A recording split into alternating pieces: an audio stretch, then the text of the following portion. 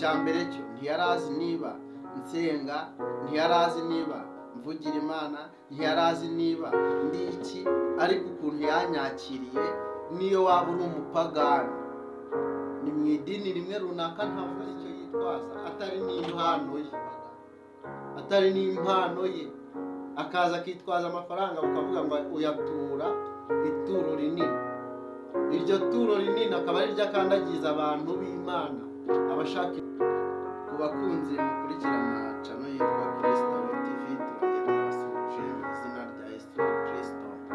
Umwami n'umukiza nibibane namwe, kandi Uwiteka arusheho kubishimira, kandi abarwanirire intambara muzi nizo mutazi, ubw'akaga n'amakuba bamwe na bamwe baba bari guhura nabyo, ariko mpamya nizeye ko Imana yo uyizeye ikorana nawe kandi imirimo itangaje, kandi ikwitaho uko bukeye n'uko bwije iyo wizeye imbaraga zayo. Vuga ngo amen. Ndagusaba gukora like, ndagusaba gukora share niba uri kumwe natwe. Imana iguhe umugisha. Hari ibintu bibera mu murimo, kiri ikiganiro ibibera mu murimo w'Imana. Hari ibintu rero bibera mu murimo nje kubabwiraho, kandi nawe uvuge niba hari aho wabibonye cyangwa niba byaragukomerekeje nk'uko nanjye byagiye binkomeretsa, cyangwa nawe byagukomerekeje wowe kutureba, wambwira ahasigaye ugatanga inyunganizi hamwe n'abandi, kandi mpamya nizeye ko Imana irushaho kutwungura ubwenge n'ibitekerezo, kugira ngo hatazagira benshi bagwa muri ibi bintu.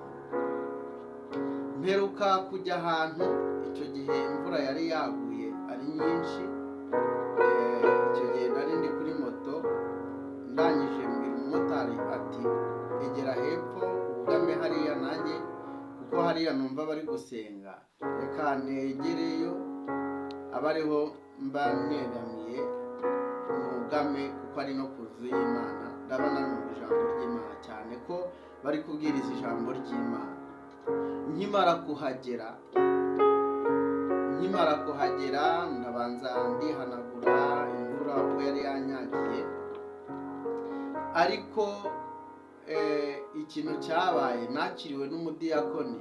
Ndavuga nti niba abadiyakoni b'iki gihe ari uko bameze, numvishe nyine bintangaje, numva bimereye ikintu gikomeye.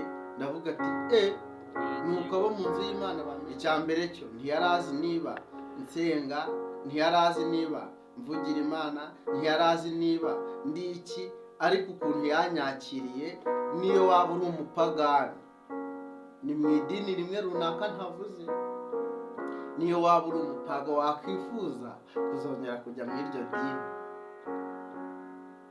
kagira inkuru. Tega amatwi unyumve. Ubwo yaraje arambwira ngo uri kutwanduriza, kandi imvura iri kugwa n'ubundi, aho nkandagiye n'ubundi iri kuhanyagira, kandi mvuye kuri moto sinje nakandagiye ibyondo. Ndangije namubwira ati ndi kuhanduza gute se, kandi imvura n'ubundi iri kugwa kandi iri no kuhanyagira, ahubwo nyugamisha, kuko hano ni mu nzu y'Imana, niyo mpamvu nanjye nje mpahungira. Arangije ati uretse nzi, aho kugira ngo anyinjize aragenda kubitaho, reka nkoreshe iri jambo, yakubiseho icyugi. Aho kumbwira neza yarantutse, arantuka. Ndavuga nti ye nuko abadiyakoni musigaye muzi. Ndagira ngo mubwire nawe uri kunyumva, niba uri umudiyakoni, umuntu wakira ntuzi arinde, ntuzi niba asenga, ntuzi icyo Imana izamugira cyo, ntuzi icyo azaba cyo. Irinde kumusuzugura, kuko umuntu w'Imana ahora ari uw'Imana, none ni wowe, ejo ni we. Wirinde gusuzugura umuntu w'Imana. Ubwo nabaye nk'ukinguraho, numvishe binaryoshye, mbwira umumotari ati igendere. Arangije umumotari arigendera, ndamwishyura, arigendera, arikomereza, kuko nabonaga ntari bukomeze kugenda muri iyo mvura, kandi yari imvura iri bukomeze kugwa, yari umunsi wose.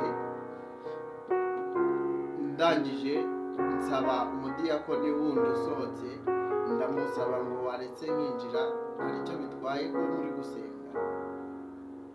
Arangije arambwira ati nta kibazo injira. Nkinguye urugi, wa mudiyakoni yari akuzeho, sinzi niba no kuba akuzeho nabyo bimuha ububasha bwo gukandagirana abantu abonye, kandi niba uri umuntu ujya mu ijuru ukaba uri gushaka ko abantu bakomeza kugwira baza ku mwami Kristo, ntago ukandagirana umuntu wese ubonye, ntago ukandagirana umuntu wese ubonye, kuko ntuzi uwo ari we. Wowe warahamagawe none, nawe ashobora guhamagarwa uwo munsi. Ni mpamvu ki rero umukandagirana? Yarantutse ngo buretse nanjye ndavuga nti wasanga ariko ibya hano biba bimeze, reka nihagararire, ntacyo nyine wenda ntegereze, wasanga bakiri gushakisha umwanya. Ndategereza arangije arongera afunguye urugi, none ahagarara neza n'ibitabo. Ibitabo ntibabibura, ibitabo ntibajya babibura.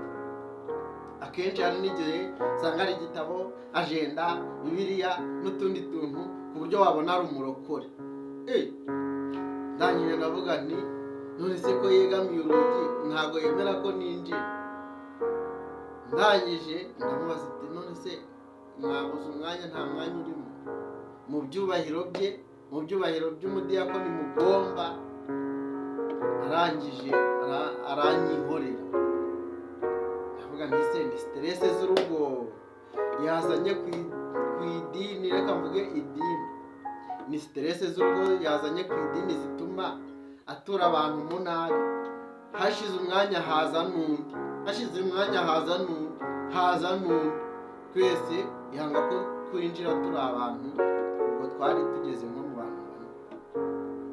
Nanjye ndavuga nti se niba ari Imana aba bantu bari gusenga, ibi bintu bishatse kuvuga iki?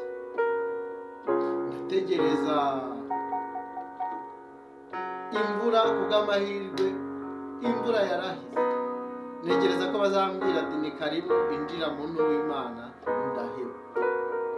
Noneho hari n'ujya kwaka nka serivisi runaka, akagutura umujinya, reka mvuge umujinya, akagutura umujinya, reka nkoresha ururimi, akakwituniraho, ukavuga ngo ese iyi yabaye inzu y'Imana cyangwa yabaye iguriro cyangwa yabaye iki?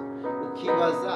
Njyewe menya ubwenge, umuntu wese bamwakiranaga ubwuzu, kuko nubwo naho yanakwanduriza se, tuvuge ko ngo arakwandurije iyo nzu n'isima, none niba hari abakorobye, ubwirwa n'iki? Niba mu b'Imana ihamagaye baje, nawe azagira umusaruro nk'uwo gukoropa, cyangwa akaba yanakora n'ibindi birengeje ibyo, cyangwa akaba yanatanga n'undi musanzu.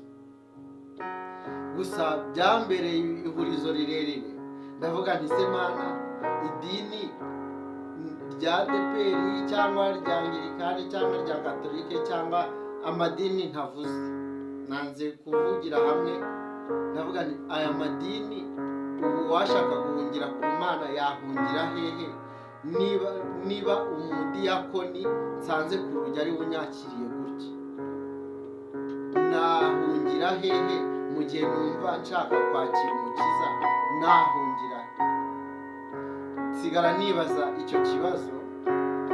Hari n'ahandi nagiye, undi mudiyakoni nawe arangije anyuka inabi, sininjiye mu rusengero, nje kuhareba umuntu. Ndangije nkaho yakambajije ngo uje kureba iki, anyuka inabi. Ndavuga nti se aba bantu ni uku bisigaye bimeze? Nawe rero uri kunyumva, ushobora kuba warahuye n'abandi nkawe, ushobora kuba warahuye n'abigira abadiyakoni, ariko ari ibirura, bataraje gushaka intama zazimiye, bataraje gushaka abajya mu ijuru, bataraje gushaka ubwoko bw'Imana bwazimiye ngo bukizwe. ushobora kuba warahuye nawe ukaba warakomerekejwe nawe. Ndagira ngo utange komenti umbwire niba ibi bintu mvuze niba ari njye njyenyine byabayeho. Hari n'ibindi turacyari gukomeza kuganira, turacyari kuvugana. Wibagirwe gukanda like. Ibi ni ibibera mu murimo. Ukibwira ngo wowe ukaza uje gusenga, uzi ngo uje gusenga Imana, kumva busanze ahubwo unacunze nabi umenya simvuze, unacunze nabi umenya byagenda n'ukundi kuntu. None niba ari Imana imwe muri gusenga, wowe ugatangira kuvangura, wowe ugatangira gukora ibindi bintu, ubwo iyo ni Imana yo mu ijuru cyangwa hari n'ikindi kintu cyihishemo tutazi? Wowe unyumvisha, Imana iguhe umugisha. Niba uri na mushyashya ukandira like. Ariko ibi ni ibibera mu murimo. Hari benshi bakomerekejwe n'abadiyakoni, hari benshi bagowe, batsikamiwe n'icyo bita umudiyakoni. Akenshi hari n'igihe usanga ari cyo yitwaza, atari n'impano ye, akaza akitwaza amafaranga bakavuga ngo uyatura ituro rinini.